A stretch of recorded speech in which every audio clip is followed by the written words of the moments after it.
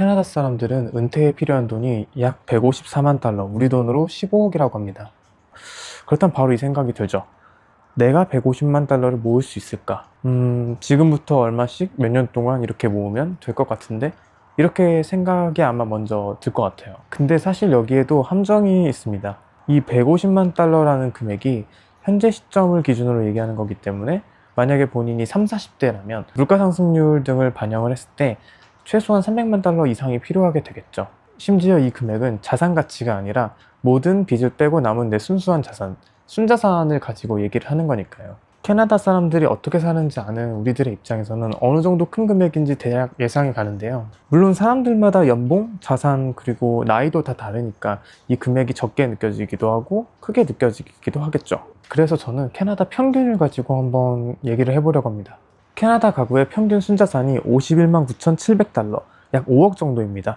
앞서 말한 150만 달러랑은 약간 거리가 있죠. 그렇다면 은퇴를 몇 년 앞둔 55세에서 64세의 분들은 어떨까요? 150만 달러 은퇴라는 말이 좀 무색하게도 100만 달러를 달성한 비율이 10% 미만이라고 합니다. 게다가 CRA에 따르면 캐나다 가계의 저축률은 5% 미만이라고 하는데, 예를 들어 연봉이 10만 달러라면 5천 달러 미만으로만 저축을 하고 있다는 얘기죠. 결국 우리가 투자라는 걸 이야기하기 전에 저축부터 이야기해야 될 것 같아요. 그렇다면 사람들 저축, 투자 계좌에는 얼마가 들어있을까요? 요즘에는 RI라고 하는데 대표적으로 TFSA랑 RRSP가 있죠. 우선 TFSA부터 살펴봤는데요. 30대 평균은 15,000달러, 40대 평균은 19,000달러, 반면 60대는 47,000달러가 TFSA 계좌 내에 평균적으로 있다고 하네요. 많다고 생각하시나요? 적다고 생각하시나요? 사실 30대 중반 이상이라면 TFSA가 지금까지 제공해준 룸 전체를 다 가지고 계실 확률이 높고, 2026년 기준으로는 지금까지 제공된 금액이 10만 9천 달러이니까 30, 40대는 주어진 금액의 20%도 저축을 하고 있지 못하는 거죠. 이번에 RRSP를 보면 30, 40대 기준으로 총 저축의 평균이 약 5만 달러 정도라고 합니다. 가장 많이 사용하는 계좌임을 감안해보면 상당히 적은 금액 같기도 한데요.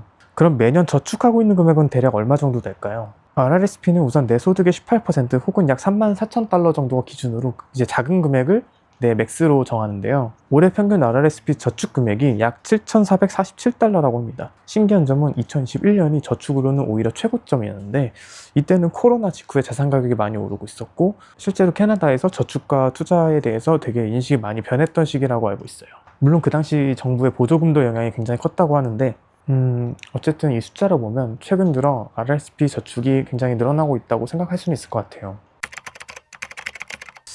자, 그러면 우리가 할 수 있는 건 뭘까요? 우선 은행이나 경제, 금융기관에서 나오는 글을 보면서 느낀 건 최소 7만 5천 달러 이상을 벌어야 하고 10% 이상을 저축해야 한다고 말하는 것 같아요. 그렇다면 단순 계산으로 7,500달러가 최소 저축액이라는 건데, 제가 해석하기로는 일단 최소한 TFSA를 채워라 정도로 들리는 것 같습니다. 왜냐하면 TFSA 올해 새로운 한도가 7,000달러니까 최소 이만큼은 맞추라는 것 같아요.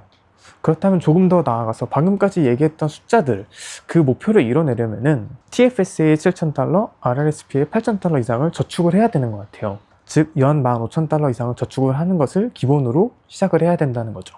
대략 이 숫자도 만 35세의 기준이니까 만약에 나이가 더 많다면 이 금액보다 더 많은 금액이 저축돼야 될 것 같아요. 그리고 이런 글을 보면은 단순히 저축으로 끝나지 않습니다. 이 모든 글들에는 사실 성공적인 투자까지 전제되어 있는데요. 여기서 말하는 숫자들을 보면 연 수익률을 보통 10% 혹은 그 이상으로 이제 정하고 있습니다. 일반적으로 캐나다에서 뮤추얼 펀드에 투자하거나 혹은 뭐 주식 투자를 하고 계시거나, 이 수익률이 사실 절대 쉬운 게 아니고 대부분이 아마 이만큼 나오지 않을 거예요. 사실상 미국 주식에 100% 투자되어야 하는 정도의 기대 수익률이니까요. 물론 수수료도 없이요. 그래서 낙관적으로 잡기보다는 조금 더 타이트하게 이 숫자들을 보는 게 좋을 것 같습니다. 그렇다면 이제 현실적으로 우리에게 세 가지 선택권이 주어지는 것 같아요. 첫째로는 당장 연봉을 10% 이상 키운다. 둘째로는 당장 저축을 10% 이상 키운다. 셋째로는 투자 수익률을 올린다. 아마 우리에게 시간이 주어지고 노력할 의지가 있다면 첫 번째, 두 번째 이 두 가지 옵션을 고려해 봐야 될 것 같아요. 어떻게 해서든 연봉을 올리거나 혹은 부업을 만들고, 그리고 저축을 어떻게 해서든 더 만들어야 되죠. 그리고 세 번째 옵션이 투자 수익률을 올린다. 이 부분은 사실 저는 오히려 빼고 싶은데요. 개인이 노력해서 어떻게 투자 수익률을 더 높여보겠다라고 하는 거는 조금 높은 리스크가 동반될 수 있어서 모두가 욕심을 내야 되는 영역은 아닌 거라고 보고 있습니다. 그래서 일반적으로 할 수 있는 투자를 하는 게 맞다고 보고요. 그래서 투자 수익률을 올린다 보다는 은퇴할 때까지 내가 꾸준히 투자를 한다가 더 적절할 것 같습니다.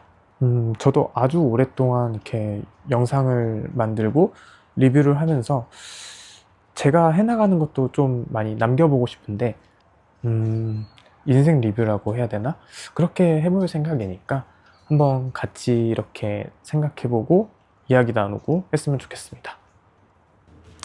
함께 화이팅 해보죠.